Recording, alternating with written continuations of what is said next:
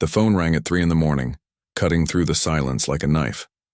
Dr. Alex Rodriguez rolled over in bed, his heart already racing. Nobody called at this hour unless something big had happened. Really big. "Alex, you need to get here now," came the urgent voice of his supervisor. "We have a situation." 20 minutes later, Alex was speeding through the Nevada desert toward the Aurora Research Facility. The place was supposed to be secret, hidden away from the world behind layers of security and government clearance. But tonight it was buzzing with activity. Military vehicles lined the entrance and helicopters circled overhead like metal vultures. Alex had been working as a specialist in studying unknown life forms for 15 years. He'd seen weird things before. Strange bacteria from deep ocean trenches. Unusual creatures from the Amazon rainforest. But nothing had prepared him for what he saw when he walked into Lab 7. The crashed object sat in the center of the room, about the size of a small car but shaped like nothing he'd ever seen. Its surface was smooth and dark, with patterns that seemed to shift when you weren't looking directly at them. The metal, if it was metal, had been torn open on one side, revealing a chamber inside. "We found it about 6 hours ago," his supervisor explained, handing him a thick file. "Crashed about 50 miles from here. No explosion, no fire. Just sitting there in the sand like it had been placed there gently." Alex walked closer to the craft, his scientific mind racing. The technology was clearly beyond anything humans had created. The materials alone would revolutionize everything they knew about engineering. But as he peered into the damaged opening, his breath caught in his throat. There, huddled in the far corner of the chamber, was something that made his heart skip a beat. It was small, no bigger than a 3-year-old child, but it definitely wasn't human. Its skin had a strange, almost see-through quality, like looking at someone through frosted glass. Its head was larger than a human child's, and its eyes were huge, taking up nearly half its face. Those eyes were the most unsettling part. They were intelligent, aware, and filled with pure terror. "How long has it been like this?" Alex whispered, not wanting to startle the creature. "Since we found it. Won't move, won't make a sound, just sits there watching us." Alex slowly crouched down, keeping his distance but trying to appear less threatening. The being's eyes followed his every movement. There was something deeply unsettling about those eyes. They held the same fear he'd seen in the eyes of lost children in hospital emergency rooms. As he watched, the creature shifted slightly and he saw it was injured. A dark fluid, probably blood, had dried along one of its thin arms. Its breathing was rapid and shallow, like a frightened animal. But there was something else there too. Intelligence. This wasn't just some scared animal, this was a thinking, feeling being who understood exactly how much danger it was in. "Have you tried to communicate with it?" Alex asked. "We've tried everything. Different languages, hand signals, even music. Nothing works." Alex studied the creature more carefully. Its body language spoke volumes. The way it pressed itself into the corner, the way its thin fingers gripped the strange material of its clothing, the way its head tilted slightly when people spoke. This being was processing everything around it. Then something unexpected happened. As Alex continued to watch, the creature made a sound. It was soft, barely audible, like a mix between a whimper and a musical note. The sound went straight to Alex's heart. He'd heard that same sound from his own daughter when she was scared during thunderstorms. "Sir, we need to establish some kind of protocol here," Alex said, standing up slowly. "This isn't just some specimen we can study. This is clearly an intelligent being. A young one, by the looks of it." His supervisor nodded grimly. "That's why you're here. The higher-ups want a full assessment by morning. They're calling in specialists from all over the country." Alex looked back at the frightened creature. Those large eyes were still watching him, but now there seemed to be something different in them. Not quite trust, but maybe a tiny bit less fear. "I'll need to work alone with it," Alex said. "Too many people around will just make it more scared." As the room gradually emptied, Alex pulled up a chair and sat down at a respectful distance from the craft. The being continued to watch him, its breathing still rapid but perhaps not quite as panicked as before. "Hey there," Alex said softly, the way he used to talk to his daughter when she was small. I know you're scared. I know nothing makes sense right now, but I'm going to try to help you, okay? The creature tilted its head slightly, and for just a moment Alex could have sworn he saw something like hope flicker in those enormous eyes. Outside the lab, he could hear the facility coming alive with activity. Scientists, military personnel, and government officials were all converging on this place. Everyone wanted answers. Everyone wanted to study this incredible discovery. But sitting there in the quiet lab, Alex realized that all of that could wait. Right now, there was just a scared child who needed someone to care. The fact that this child happened to be from another world was almost secondary to that basic human, or maybe universal, need for compassion.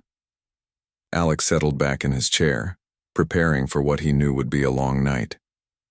He had a feeling that everything was about to change, not just for him, but for the entire human race. First contact with alien life wasn't supposed to happen like this. It was supposed to be grand, official, with protocols and ceremonies.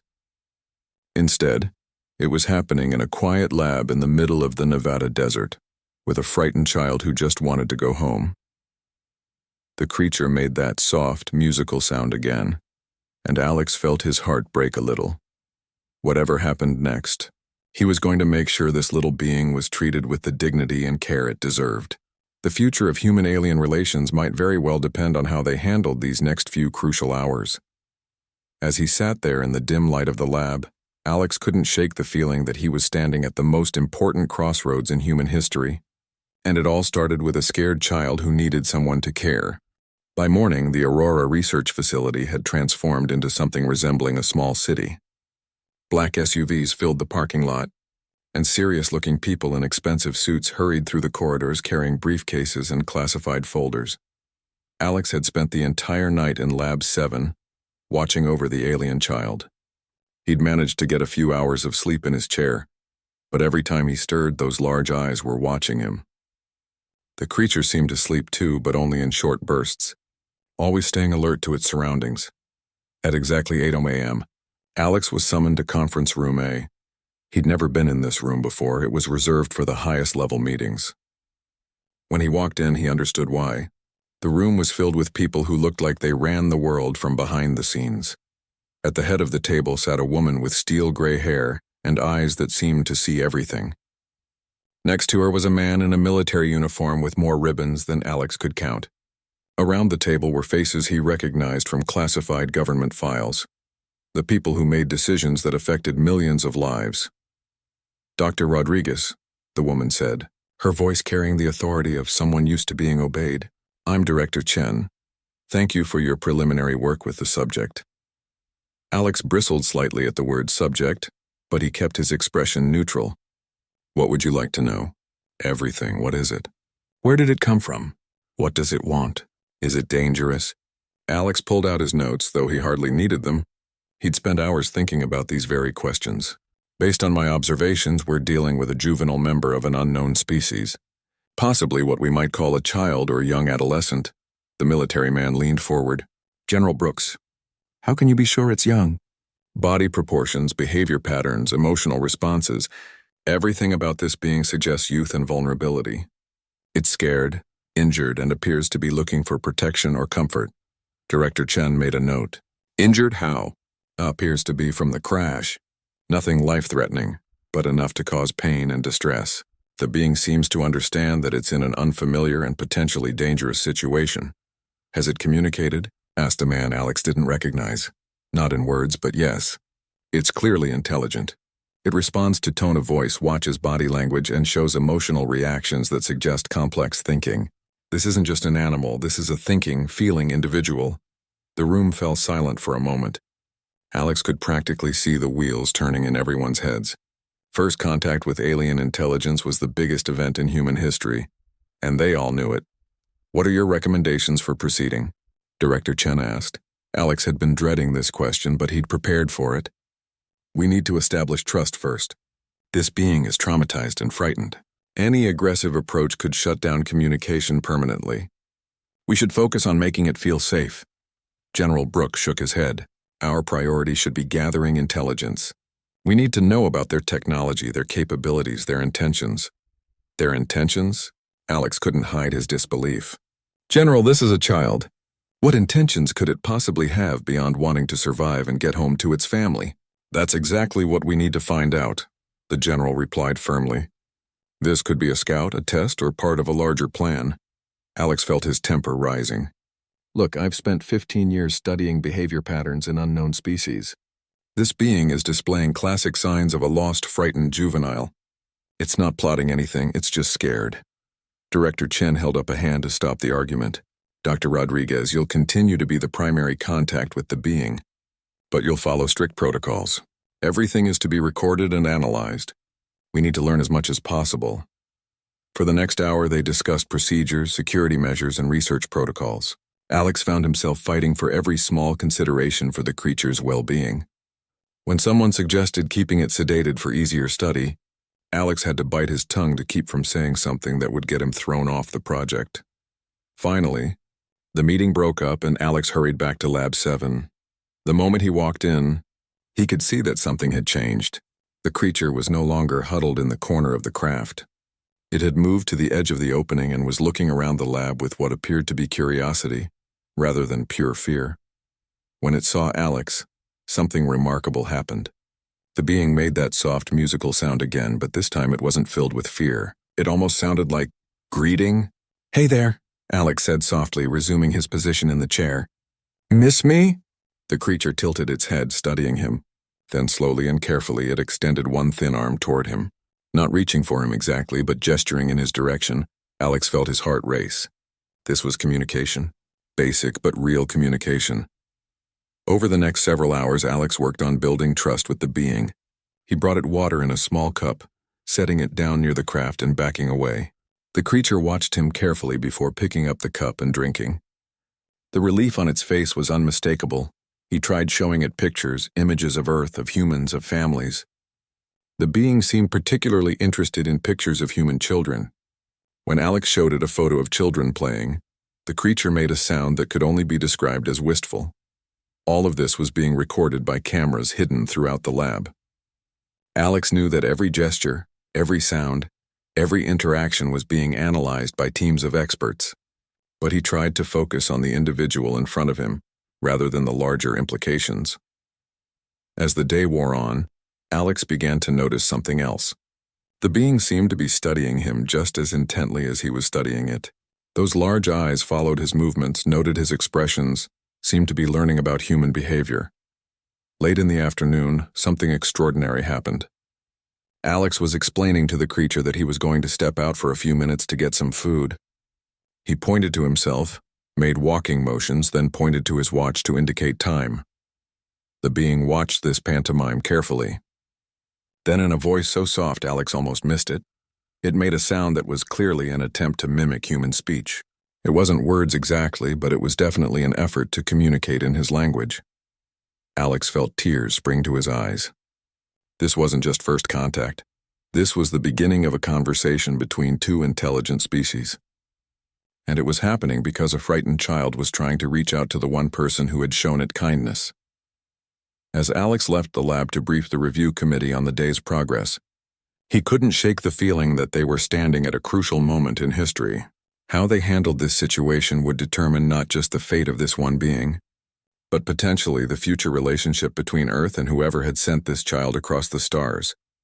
The weight of that responsibility was almost overwhelming. But when he looked back through the lab window at those trusting eyes watching him go, Alex knew he would do whatever it took to protect this remarkable little being. 3 days had passed since Alex first met the alien child, and a routine had begun to develop. Every morning he would arrive at Lab 7 to find those large eyes watching the door, waiting for him. The creature had started to relax around him, even moving freely around the lab when Alex was present. But today was different.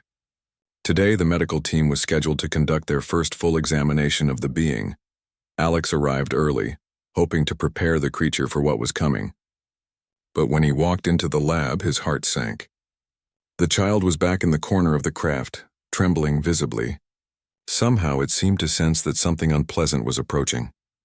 Dr. Patricia Williams, the head of the medical team, arrived promptly at 9 a.m. with 2 assistants and a cart full of medical equipment.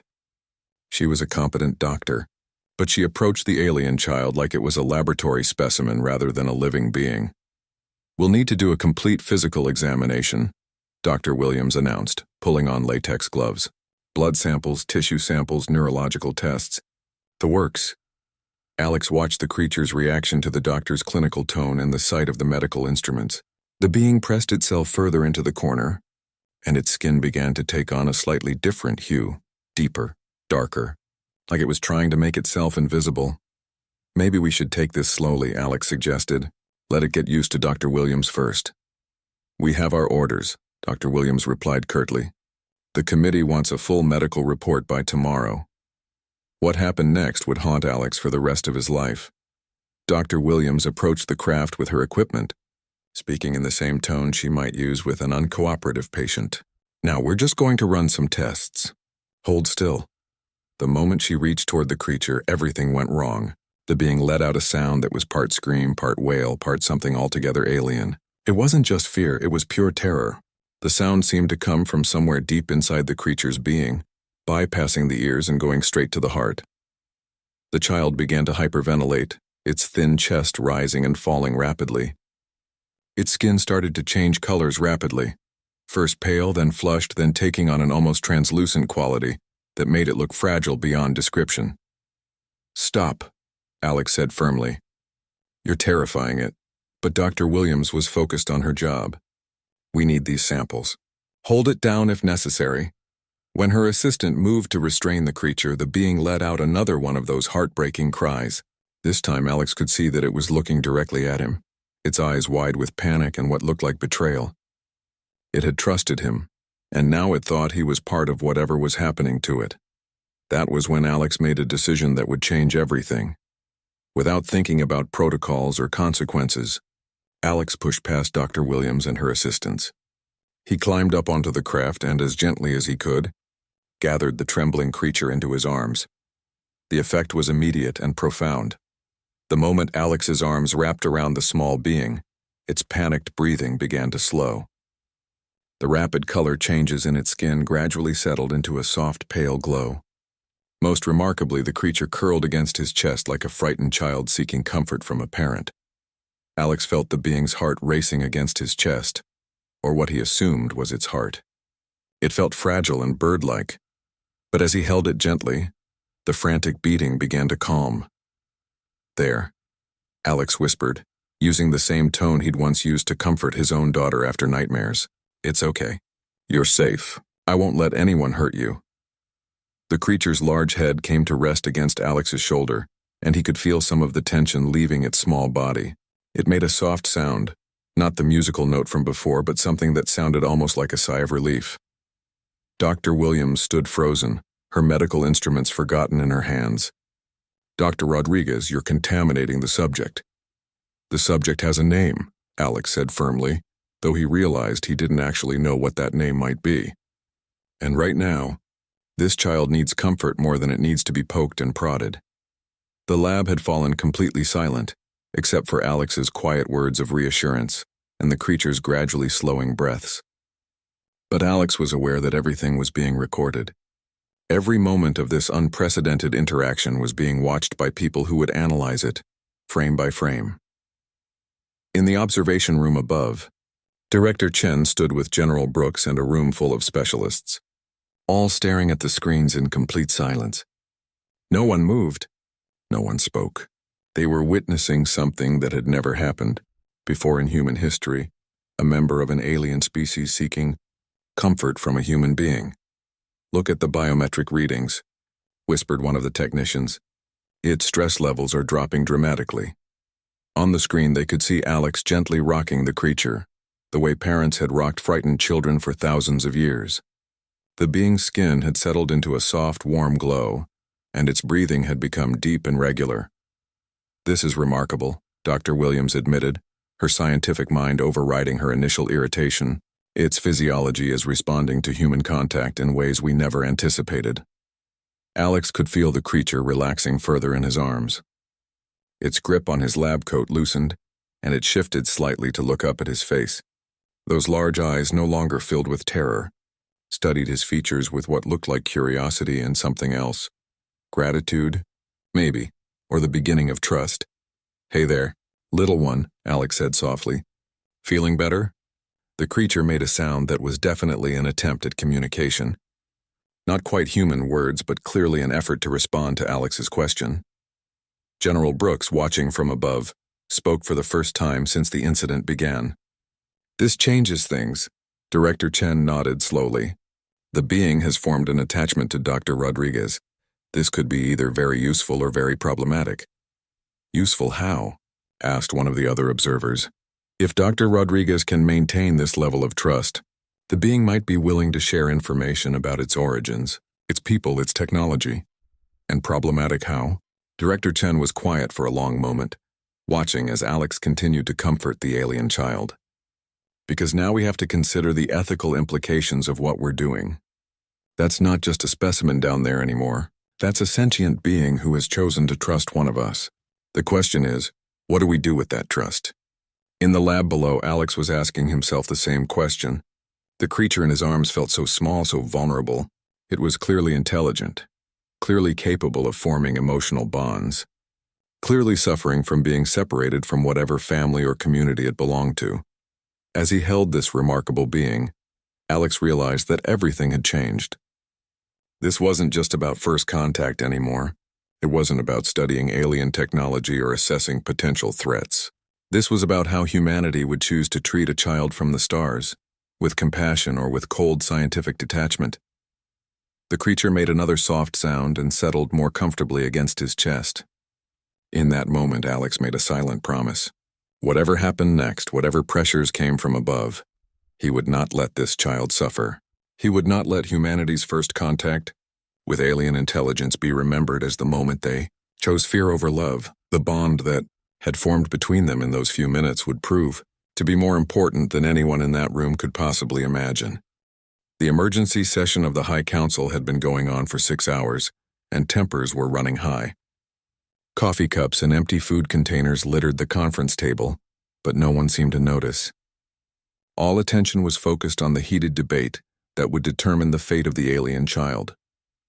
General Brooks stood at the head of the table, pointing to a series of charts and diagrams projected on the wall.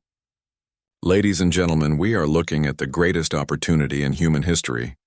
This being's physiology alone could advance our understanding of biology by centuries.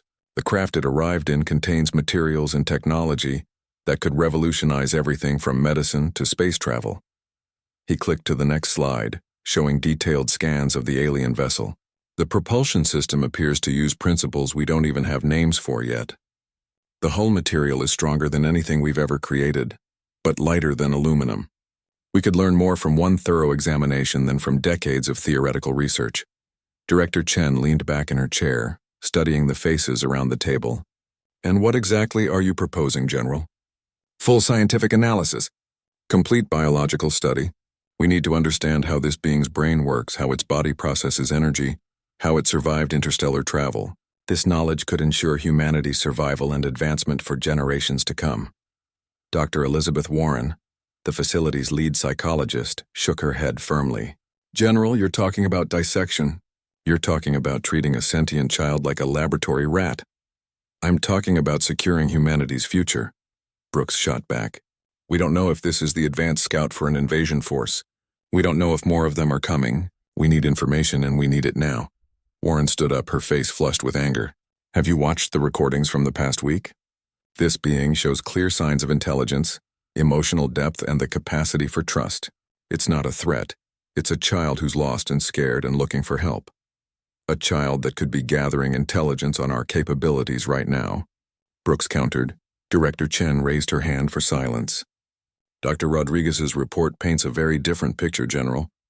According to his observations, the being has shown no interest in our technology or capabilities. Its behavior is consistent with that of a juvenile looking for safety and comfort." She pulled up Alex's daily reports on her tablet. Day 1. Subject displays classic signs of trauma and fear. Day 2. Beginning to show curiosity about immediate environment. Day 3. Attempting basic communication. Day 4. Demonstrates attachment behavior toward Dr. Rodriguez. Day 5. Shows interest in images of human families and children. Exactly my point, Warren interjected. Every single behavior pattern suggests a normal, healthy young individual trying to cope with a traumatic situation. There's nothing threatening about any of this. Brooks slammed his hand on the table. We can't afford to be sentimental about this. If we're wrong about its intentions, the consequences could be catastrophic. The room fell silent for a moment. Then a quiet voice spoke up from the far end of the table. What if we're wrong about our intentions? Everyone turned to look at Dr. James Mitchell, a philosopher and ethicist who rarely spoke during these meetings. I'm sorry? What if we're wrong about our own intentions? Mitchell repeated, standing up slowly. We keep talking about what this being might want, what its people might be planning. But what are we planning? What does our response to this situation say about us? He walked to the projection screen, standing next to the images of the alien craft. We have here the first confirmed contact with intelligent life from another world. The first being we've ever met that wasn't born on Earth. And our first instinct is to debate whether to dissect it? Warren nodded vigorously. Dr. Mitchell is right. This is our moment to define who we are as a species. How we treat this child will determine how we're remembered in history. History won't matter if we're all dead, Brooks muttered. General, Director Chen said slowly. What evidence do we have that this being or its people pose any threat whatsoever? Brooks shifted uncomfortably. Well, we don't have direct evidence of threat, but no threats made. No aggressive behavior? No attempts to communicate with outside forces? No, but the absence of evidence isn't evidence of absence. Dr. Warren pulled out her own tablet. Actually, we do have evidence. We have evidence of a highly intelligent being that's shown nothing but peaceful intentions. It's tried to communicate with us. It's shown emotional responses that we can understand and relate to. It's formed a bond with one of our people based on trust and affection. She looked around the table. I've been analyzing the behavioral patterns for a week now. This being is displaying what we would consider normal, healthy psychological development for a young individual. It plays, it's curious, it seeks comfort when frightened. It shows joy when Alex enters the room. It's also been learning our language, added Dr. Sarah Kim, the linguistics expert. Yesterday it said its first recognizable English word. It said Alex when Dr. Rodriguez entered the lab. Today it managed water and please. Director Chen leaned forward. It's learning English? At an remarkable rate. Its brain appears to be structured for rapid language acquisition. But here's the interesting part. It's not trying to extract information from us. The words it's learning are basic comfort words. Names, simple needs, expressions of emotion. The room was quiet as everyone absorbed this information. Finally, Director Chen spoke. Dr. Rodriguez has been trying to reach us for the past hour. Apparently there's been a development. She pressed a button on the conference table, and Alex's voice filled the room through the speakers. Director, we have a situation down here. The being won't eat, won't drink, won't respond to anyone except me. But that's not the biggest problem. What is the biggest problem, Doctor? It's sick. Really sick. Dr. Williams thinks it might be some kind of separation anxiety or depression. Its vital signs are getting weaker every day.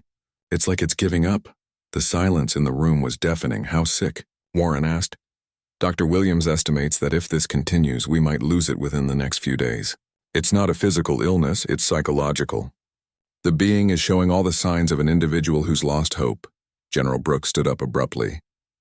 All the more reason to accelerate our research timeline. General, Alex's voice came through the speakers, tight with controlled anger. If you want to learn anything from this being, you need to help it get healthy first. And the only way to do that is to treat it with compassion, not like a test subject. Director Chen looked around the table at the faces of her colleagues, scientists, military officials, politicians, philosophers, all struggling with the same impossible question. How do you balance the potential advancement of human knowledge and security against the ethical treatment of a sentient being? Dr. Rodriguez, she said finally, in your professional opinion, what does this being need? It needs to know that it's safe. It needs to feel like it's valued as an individual, not just as a source of information. And I think it needs to know that we're trying to help it get home. The word home hung in the air like a challenge, because helping the being get home would mean giving up the greatest scientific opportunity in human history. It would mean letting go of technology that could transform human civilization, but it would also mean proving that humanity was capable of putting compassion before conquest. As the debate continued into the evening, one thing became clear. Whatever they decided would define not just the fate of one alien child, but the moral character of the entire human race. Alex had been working with the alien child for 2 weeks now, and the progress was remarkable. What had started as basic gestures and sounds had evolved into simple but clear communication. The being had learned over 50 English words and was beginning to form basic sentences. "Alex, friend?" the child had said that morning, its large eyes bright with something that looked like happiness. The way it pronounced the words was musical, almost like singing but unmistakably intentional. "Yes, I'm your friend," Alex had replied, feeling his heart swell with affection for this remarkable little being. But it was what happened next that changed everything. The child had pointed to a picture. Alex had been showing it, an image of a human family, sitting together at dinner. Then in a voice so soft Alex had to lean in to hear, it said, "Family. Gone." The words hit Alex like a physical blow. This wasn't just a lost child. This was a child who understood that it had been separated from its family and might never see them again. "Tell me about your family," Alex said gently. What followed was the most heartbreaking and extraordinary conversation in human history. Through broken English mixed with gestures and sounds, the child told its story. It had been traveling with what Alex could only assume were its parents or guardians. Their ship had encountered some kind of problem. The child couldn't explain the technical details, but it made sounds and gestures that suggested an emergency. "Big noise," the child said, its voice trembling. "Scared. Parents put me in safe place, said they come back." Alex felt tears stinging his eyes. The child had been placed in some kind of escape pod or safety chamber when their ship was in distress. Its parents had saved its life by putting it in the part of the ship most likely to survive whatever disaster they were facing. "Where are your parents now?" Alex asked, though he dreaded the answer. The child's skin dimmed to a sad gray color. "Don't know. Can't find. Try to call, but..." It gestured helplessly at the damaged equipment in its craft. Alex realized he was looking at the equivalent of a human child, whose parents had put them in a lifeboat from a sinking ship, not knowing if they would survive themselves. The courage and love that decision must have required was overwhelming. Over the next several hours, Alex learned more about the child's people. They were apparently a peaceful species who traveled between stars, exploring and learning. The child's name, as close as Alex could pronounce it, was something like Zara. It had been on what seemed to be a family expedition when disaster struck. "Look," Zara explained, struggling with the words. "Look at stars. Look at worlds. Learn. No hurt anyone." The innocence and sadness in those words broke Alex's heart. This was a family of explorers, probably scientists or researchers, who had encountered some kind of accident that had torn them apart across the vastness of space. But it was when Alex asked about their technology that he made a discovery that would shake him to his core. "Zara," he said carefully, "your ship, your family's tools, were they meant for fighting?" The child looked genuinely confused. "Fighting? Weapons, things that hurt other people." Zara's skin flushed with what Alex had learned to recognize as distress. No hurt." "Why hurt?" The child seemed genuinely upset by the very concept. "Parents say, never hurt, only help, only learn." That's when Alex realized something that made his blood run cold. The people debating Zara's fate upstairs weren't just discussing whether to study an alien child. They were planning to reverse engineer technology from a peaceful species who had never intended any harm to anyone.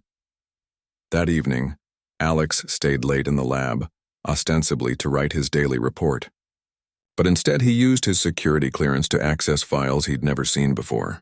What he found made him physically sick. There were detailed plans for military applications of the alien technology, proposals for weapons based on the ship's propulsion system, designs for armor using the hull materials. Even worse, there were discussions about using biological samples from Zara to create enhanced human soldiers. The child's people hadn't come to Earth as conquerors or threats. They were apparently a family of peaceful explorers who had suffered a terrible accident, and humanity's response was to plan how to turn their tragedy into weapons of war. Alex printed out the most damning documents and hid them in his jacket. Someone needed to know what was really being planned. The next morning brought another breakthrough that made Alex's discovery even more painful. Zara had been working with the language learning materials Alex had brought, and when he arrived at the lab, the child had a surprise for him. "Alex," Zara said clearly, its voice filled with pride. "I learn new words. That's wonderful. What did you learn?" Zara stood up carefully and walked to the whiteboard Alex had brought into the lab. With a marker clutched in its thin fingers, it began to write. The letters were shaky but unmistakable. THANKYOU. "Thank you, Alex," Zara said, turning to face him with what he'd learned to recognize as a smile. "Thank you for kind. For friend?" Alex felt like his heart was breaking. Here was this incredible child, learning to express gratitude in a foreign language, trusting him completely.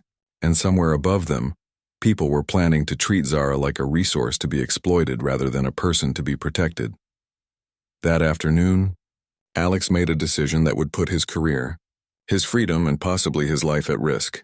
He contacted Dr. Elizabeth Warren and asked her to meet him in private. "I need to show you something," he said, pulling out the printed documents. "Something that changes everything." Warren read through the papers, her face growing paler with each page. "Alex, where did you get these?" "Does it matter? What matters is that they're planning to turn Zara's family's peaceful technology into weapons. They're talking about biological experiments. They're treating this like a military opportunity instead of a humanitarian crisis." Warren set down the papers with shaking hands. This is unthinkable." "It gets worse," Alex said.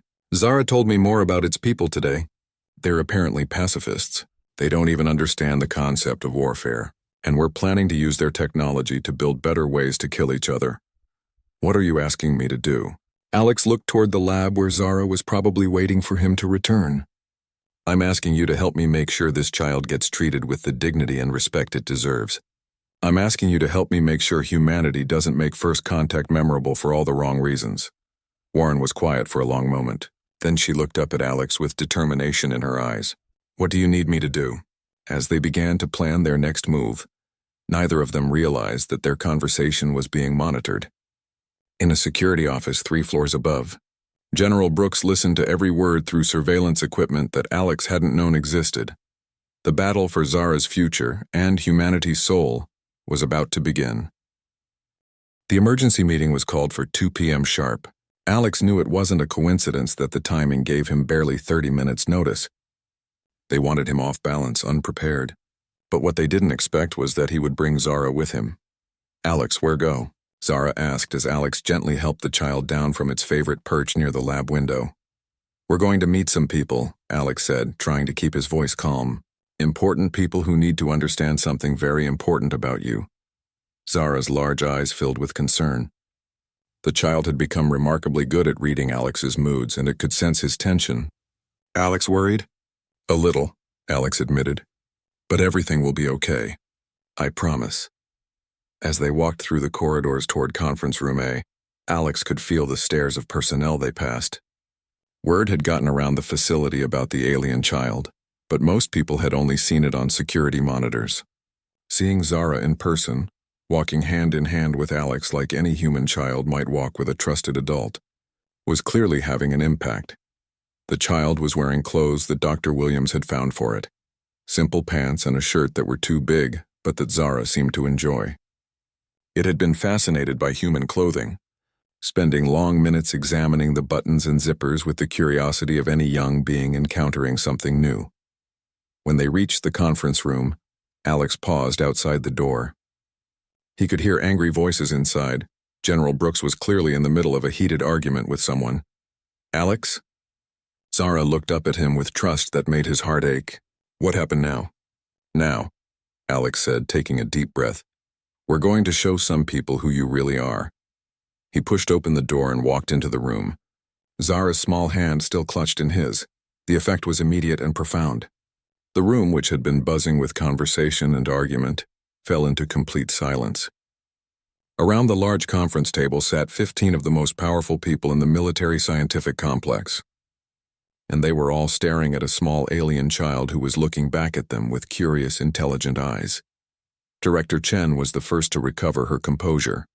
Dr. Rodriguez, this is highly irregular. The subject should not be in this room. The subject, Alex said firmly, has a name. Her name is Zara, and she has something to say to all of you. General Brooks stood up angrily. This is a classified briefing. Remove the creature immediately. It was the word creature that did it. Alex felt something snap inside him. This was exactly the kind of dehumanizing language that made it easier to treat Zara like an object instead of a person. Everyone, Alex said, his voice carrying clearly through the room. I'd like you to meet Zara. She's 6 years old, at least. That's our best guess based on her development. She likes to draw pictures, she's fascinated by music, and she cries when she has nightmares about her parents. The room remained silent. Zara looked around at all the faces staring at her, and Alex could feel her hand tighten in his. Zara, Alex said gently, remember what we practiced? Can you tell these people about yourself? The child looked up at Alex for reassurance, then stepped forward slightly. When she spoke, her voice was clear but soft, carrying that musical quality that made her English sound like a gentle song. Hello, Zara said, looking around the room. My name is Zara. I am lost. Looking for my family. The impact of those simple words was visible on every face in the room. This wasn't some alien threat or scientific specimen speaking. This was a child, expressing the most basic and heartbreaking human emotion. A young one separated from its family. Dr. Warren, who had been sitting quietly at the far end of the table, spoke up. Zara, can you tell us about your family? Zara's skin took on a slightly dimmer hue, the color Alex had learned to associate with sadness. Parents very kind. We travel together, see many stars. They teach me about different worlds, different people.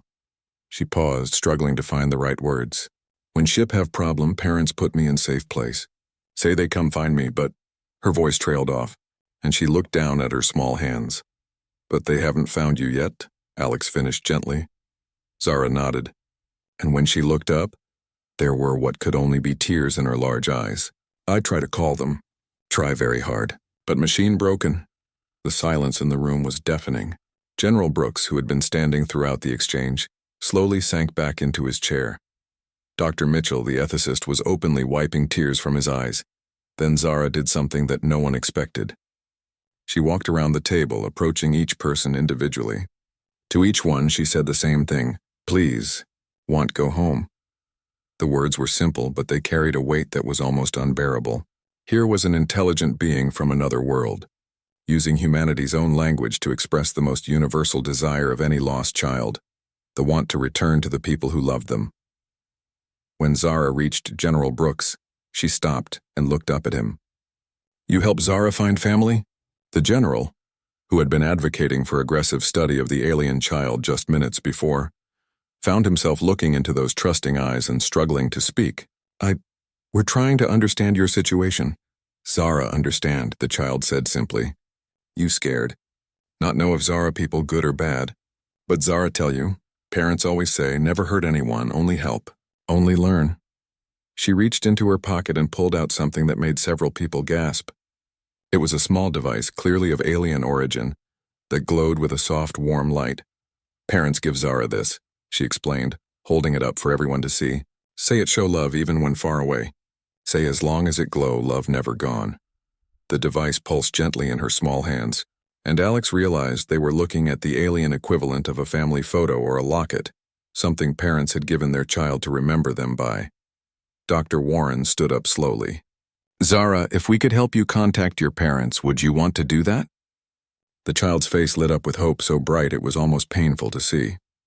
Yes, please, yes. Want talk to parents.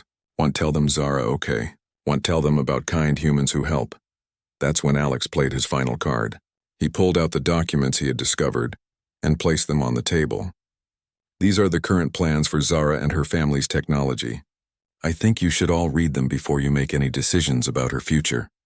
As the committee members passed around the documents, Alex watched their faces change. The plans that had seemed reasonable in the abstract became horrifying when they were sitting across the table from the innocent child those plans would affect. Director Chen read through the papers twice before setting them down. These plans were drafted without my knowledge or approval. General Brooks shifted uncomfortably. The military applications were theoretical. Preliminary assessments of potential weapons, Dr. Warren interrupted, her voice sharp with anger. Based on technology from a peaceful species whose only crime was suffering an accident near our planet. Zara, who had been listening to this exchange with growing confusion, tugged on Alex's sleeve. Alex, people angry? Zara do something wrong? The question hung in the air like an accusation. Here was a child wondering if she had somehow caused the tension in the room, when the truth was that the adults were arguing about whether to exploit her tragedy for military gain. Alex knelt down so he was at Zara's eye level. No, sweetheart. You didn't do anything wrong.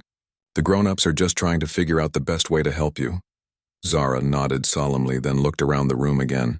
In her clear, musical voice, she said something that would haunt everyone present for the rest of their lives. Parents always say, how you treat children shows what kind of people you really are. Zara think human people good. Zara, right? The question wasn't just about policy or protocol. It was about the fundamental nature of humanity itself. And sitting around that table, looking at this remarkable child who had traveled across the stars only to ask for something as simple as help getting home, every person in the room knew that their answer would define who they were as a species. The decision they made in the next few hours would determine not just Zara's fate, but whether humanity's first contact with alien intelligence would be remembered as the moment they chose compassion over conquest. The debate that followed Zara's heartbreaking question lasted 18 hours. Alex had taken the child back to the lab, where she curled up on a makeshift bed they'd created for her, but he could hear the raised voices echoing through the facility's corridors. The most important decision in human history was being made, and it was tearing the High Council apart. At 3 a.m., Dr. Warren slipped into the lab looking exhausted. How is she? She whispered, looking at Zara's sleeping form. Worried, Alex replied quietly. She keeps asking why everyone seems angry. I told her the grown-ups are trying to solve a difficult problem. Warren sat down heavily in one of the lab chairs. That might be the understatement of the century. What's happening up there? Everything you'd expect. Brooks is pushing hard for immediate technology extraction. He's brought in military analysts who are painting worst-case scenarios about what Zara's people might be capable of if they come looking for her. Alex felt his stomach tighten. And the others? Split. Chen is trying to find a middle ground that satisfies everyone, which probably means satisfying no one. Mitchell and I are arguing for immediate efforts to help Zara contact her family. Dr. Williams is, well, she's been quietly analyzing the medical data. What kind of medical data? Warren looked uncomfortable. Alex, there's something you need to know. We've been monitoring Zara's physiology constantly since she arrived, and Dr. Williams has made some discoveries that are complicating everything. Alex felt a chill run down his spine. What kind of discoveries? Zara's people, they're not just peaceful by choice.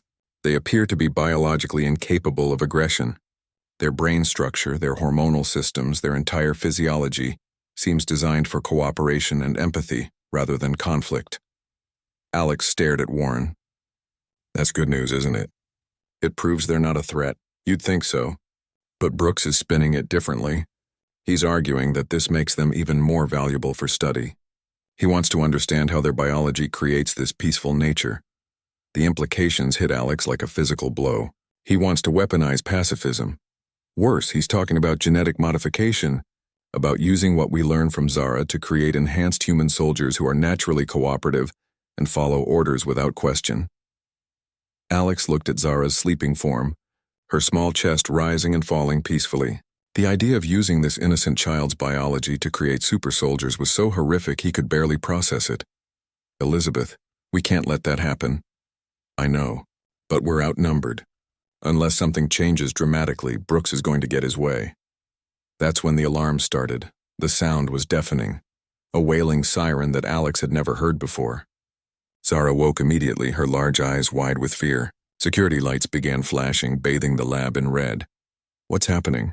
Warren shouted over the noise. Alex was already moving toward the computer terminal. The facility's emergency systems had activated, and warnings were flashing across every screen. Multiple airborne contacts detected, all personnel to emergency stations. Warren grabbed the phone and dialed the command center. After a brief heated conversation, she hung up with a pale face. They're here, she said simply. Who's here? Zara's people. 6 ships just appeared on our radar. They're heading straight for this location. Alex felt the world spin around him. After 3 weeks of debating what to do about one alien child, they were suddenly facing contact with an entire alien fleet. Zara had been listening to their conversation with growing excitement. Family? She asked hopefully. Parents come find Zara? The hope in her voice was heartbreaking, but Alex didn't know how to answer.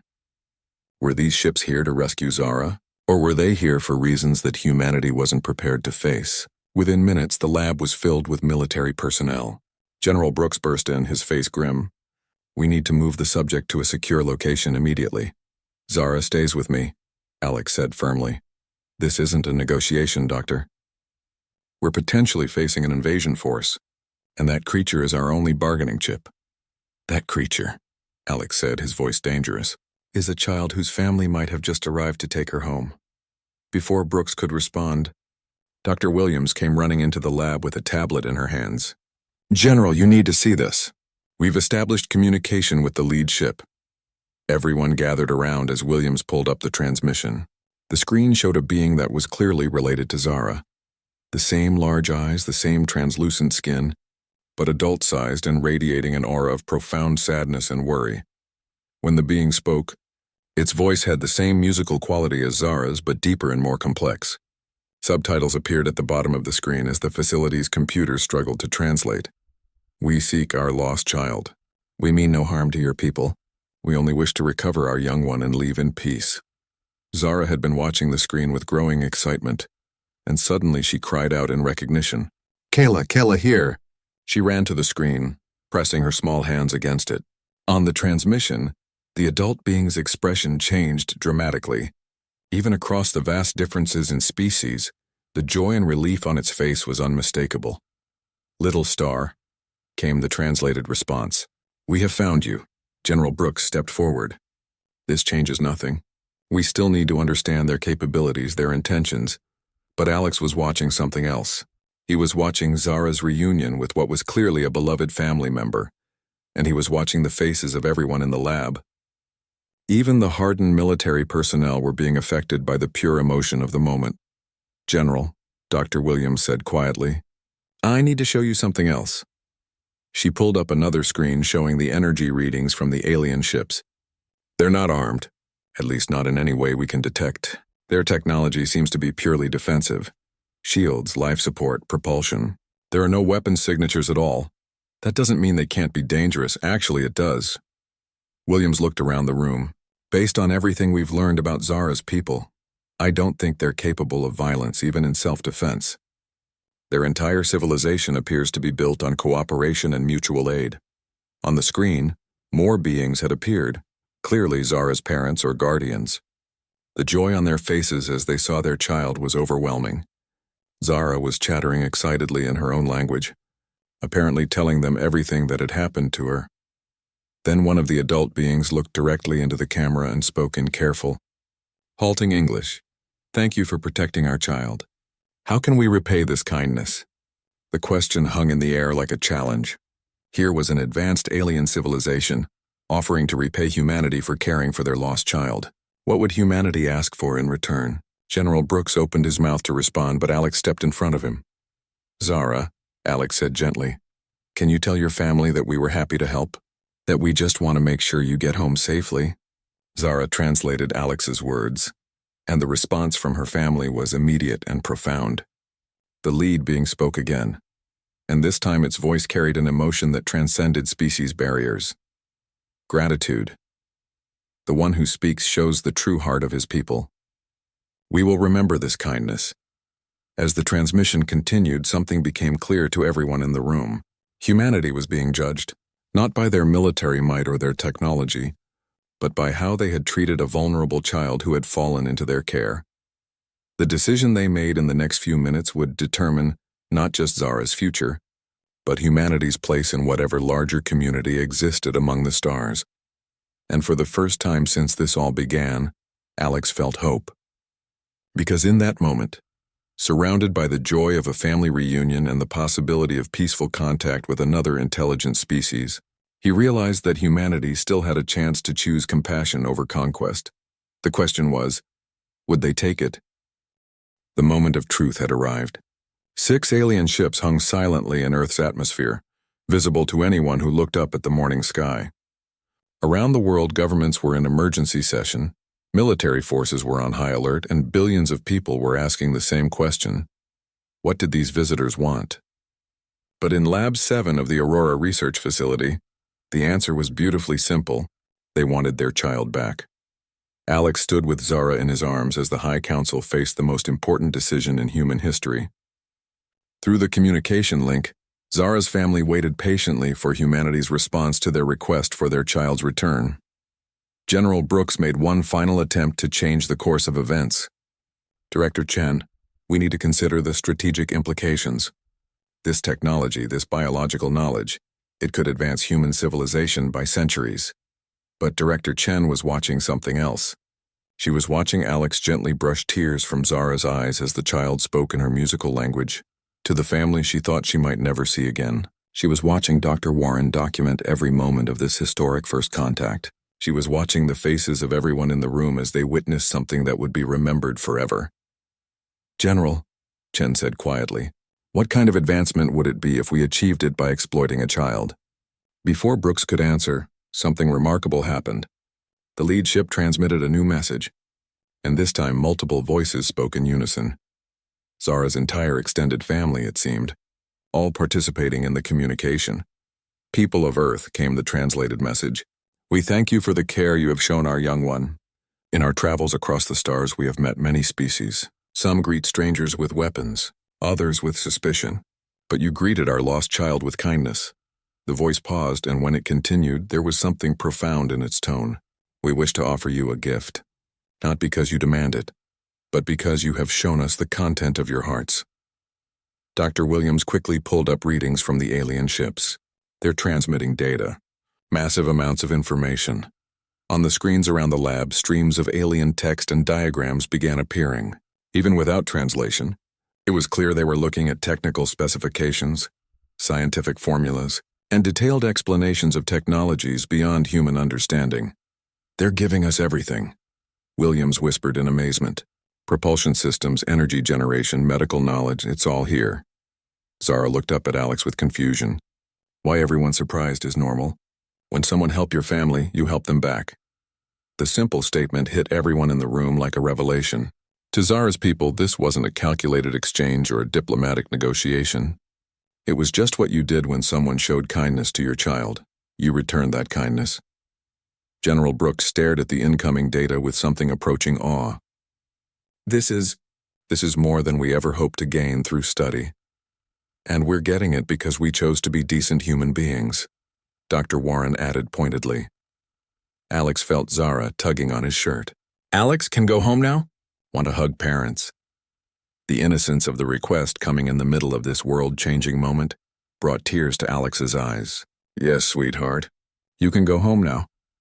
Director Chen stepped forward, speaking clearly into the communication link. To the family of Zara, we are honored to return your child to you. We ask for nothing in return except perhaps friendship. The response was immediate and filled with joy. Friendship is the greatest gift any species can offer another. We accept gladly. What happened next would be replayed on news broadcasts around the world for years to come. Alex carried Zara outside to the facility's landing pad, where one of the alien ships descended with impossible grace. It touched down so gently that it barely disturbed the dust on the ground. A section of the ship opened, and 3 beings emerged. They were clearly Zara's parents.